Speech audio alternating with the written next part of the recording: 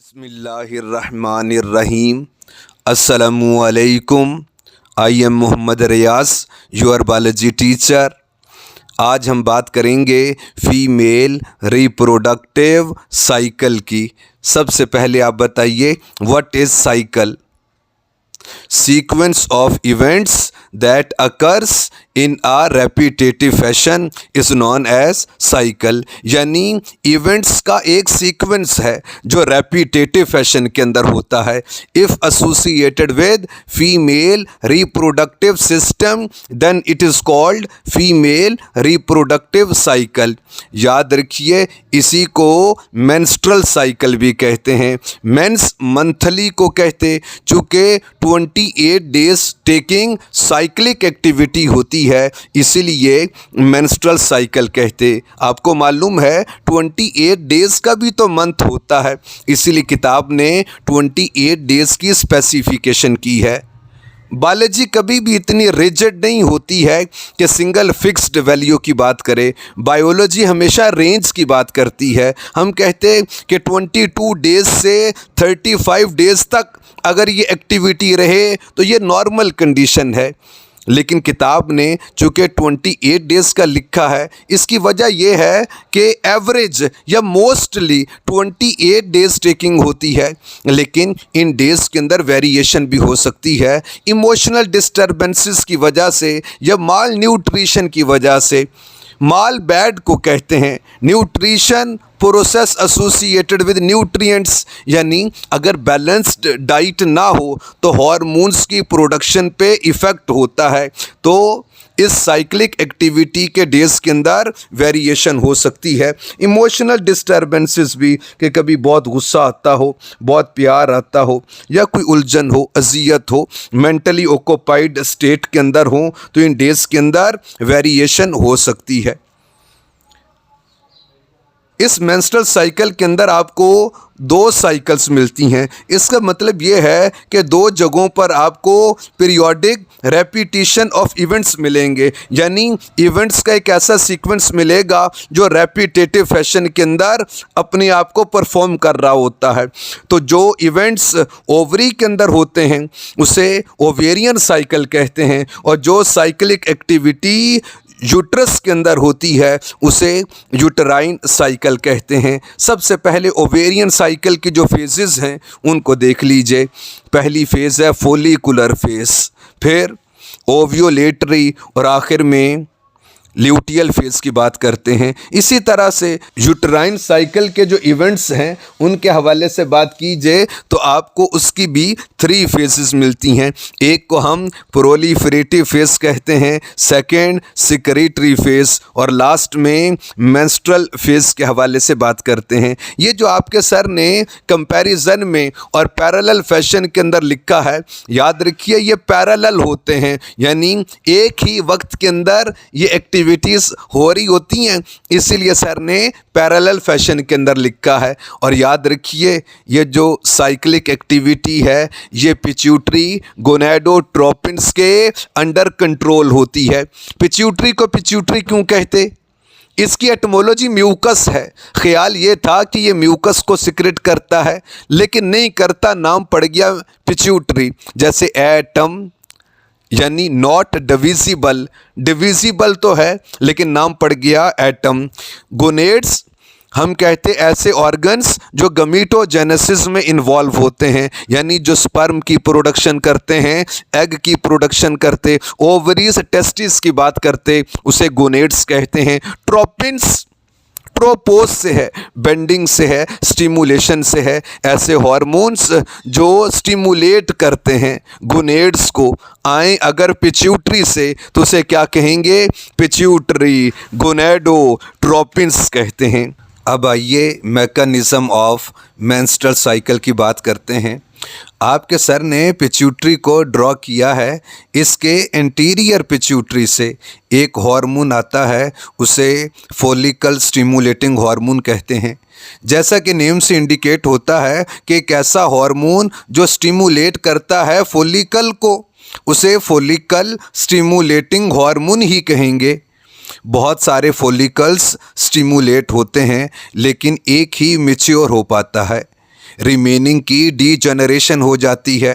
Degeneration of follicles को follicular एटरीजिया कहते हैं। याद रखिए, एटरीजिया का मतलब होता है क्लोजर, यानी एक ऐसा फोलिकल जो बंद ही रहा, यानी वो ओपन हो नहीं सका, यानी उसकी ओव्यूलेशन ना हो पाएगी, यानी उससे पहले ही उसकी डीजनरेशन हो गई। तो इसीलिए तो इस प्रोसेस को फोलिकुलर एटरीजिया कहते हैं। फोलिकल स्टिमुलेटिंग हार्मोन की वजह से राइपनिंग ऑफ फोलिकल्स स्टार्ट होती है और ओवरी में फोलिकुलर फेज शुरू हो जाती है। राइपनिंग फोलिकल्स से एक हार्मोन सिक्रेट होता है, उसे एस्ट्रोजन कहते हैं। याद रखिए, एस्ट्रो हीट को और जिन जनरेशन को कहते हैं, यानी हीट जनरेटिंग। नाम का यही मतलब है, हीट को जनरेट करे ना करे। एस्ट्रोजन ब्लड के थ्रू यूट्रस की इनर मोस्ट वॉल पे यानी एंडोमेट्रियम पर एक्ट करता है और यूट्रस में प्रोलिफेरेटिव फेज शुरू हो जाती है। प्रोलिफेरेशन रैपिड मल्टीप्लिकेशन को, ग्रोथ को कहते हैं। नंबर ऑफ सेल्स बढ़ते हैं और साथ में वेस्कुलराइजेशन शुरू हो जाती है, यानी ब्लड वेसल्स की ग्रोथ भी होती है। ओवरी में फोलिकुलर फेज और यूट्रस में प्रोलिफेरेटिव फेज हो रही होती है। एस्ट्रोजन का बढ़ना फोलिकल स्टिमुलेटिंग हार्मोन के लिए नेगेटिव फीडबैक है, लिहाजा फोलिकल स्टिमुलेटिंग हार्मोन का लेवल कम होना शुरू हो जाता है।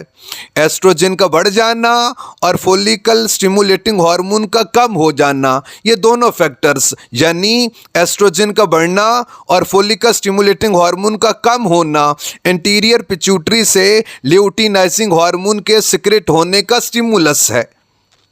एंटीरियर पिट्यूटरी से ल्यूटिनाइजिंग हार्मोन आता है और मैच्योर फोलिकल्स पे एक्ट करता है। मैच्योर फोलिकल्स को ग्राफियन फोलिकल्स भी कहते हैं। Graafian is a name of scientist. अगर शीदा देखता तो वो शीदा फोलिकल कह देते। LH सर्ज यानी ल्यूटिनाइजिंग हार्मोन का रैपिड इंक्रीज हो जाना ग्राफियन फोलिकल से एग यानी सेकेंडरी oocyte की सूरत में रिलीज करवाता है। इस प्रोसेस को ओव्यूलेशन कहते हैं। The process of release of egg from follicles as well as ovaries, चूँकि साइमल्टेनियसली रिलीज होता है, इस प्रोसेस को ओव्यूलेशन कहते हैं। ह्यूमन फीमेल में ये एग सेकेंडरी oocyte की सूरत में रिलीज होता है। इस फेज को ओव्यूलेटरी फेज कहते हैं। सेकेंडरी oocyte एग की सूरत में तब बदलता है जब फर्टिलाइजेशन होती है। आपको मालूम है फर्टिलाइजेशन ओविडक्ट में होती है। इसका मतलब ये हुआ एग तो ओविडक्ट में बनता है, तो जो ओवरी से निकला है वो सेकेंडरी oocyte है। अगर सेकेंडरी oocyte निकलता है तो फिर ओव्यूलेशन क्यों कहते हैं? ह्यूमन फीमेल के सिवा बकिया फीमेल मैमल्स में एग रिलीज होता है, इसीलिए रिलीज ऑफ एग को ओव्यूलेशन कहते हैं। लेकिन ह्यूमन फीमेल में ये एग सेकेंडरी oocyte की सूरत में रिलीज होता है और स्पर्म जिस सेल को जाके फर्टिलाइज कर रहा होता है वो भी सेकेंडरी oocyte होता है। ओव्यूलेशन के बाद फोलिकुलर सेल्स कॉर्पस ल्यूटियम में चेंज हो जाते हैं। कॉर्पस बॉडी को और ल्यूटियम येलो को कहते हैं। इसलिए जो हार्मोन कॉर्पस ल्यूटियम को बनाता है और उसे मेंटेन करता है उसे ल्यूटिनाइजिंग हार्मोन ही तो कहेंगे, यानी एक ऐसा हार्मोन जो ल्यूटिनाइजेशन कर रहा यानी कॉर्पस ल्यूटियम को बना रहा। चूँकि एग का निकलना और कॉर्पस ल्यूटियम का बनना ये साइमल्टेनियसली होता है, इसीलिए ओव्यूलेशन कॉजिंग हार्मोन भी कौन सा है? ल्यूटिनाइजिंग हार्मोन है। कॉर्पस ल्यूटियम के बनने से ओवरी में ल्यूटियल फेज शुरू हो जाती है। Corpus luteum temporary endocrine glands के तौर पे एक्ट करता है और प्रोजेस्टेरोन को सिक्रेट करता है। प्रो बिफोर को कहते और गेस्टेशन प्रेगनेंसी को कहते हैं, यानी बिफोर प्रेगनेंसी। ये बॉडी को प्रेगनेंसी के लिए प्रिपेयर करता है, तो प्रेगनेंसी से पहले ही सिक्रेट होता है, इसलिए नाम रखा है प्रोजेस्टेरोन। प्रोजेस्टेरोन ब्लड के थ्रू यूट्रस पे यानी एंडोमेट्रियम पर एक्ट करता है और एंडोमेट्रियम न्यूट्रिएंट्स को सिक्रेट करती है। कि जब तक प्लेसेंटा इस्टेब्लिश ना हो एम्ब्रियो को कोई तो फूड दे। न्यूट्रिएंट्स को सिक्रेट करने की वजह से इस फेज़ को सिक्रेटरी फेज़ कहते हैं। यानी ओवरी में जब ल्यूटियल फेज़ होती है एंड उसी वक्त यूट्रस में सिक्रेटरी फेज़ होती है। प्रोजेस्टेरोन की वजह से एंडोमेट्रियम की फर्दर ग्रोथ होती है, यानी नंबर ऑफ सेल्स बढ़ते हैं और साथ में वेस्कुलराइजेशन भी हो रही होती है। कॉर्पस ल्यूटियम की मेंटेनेंस का स्टिमुलस फर्टिलाइजेशन है।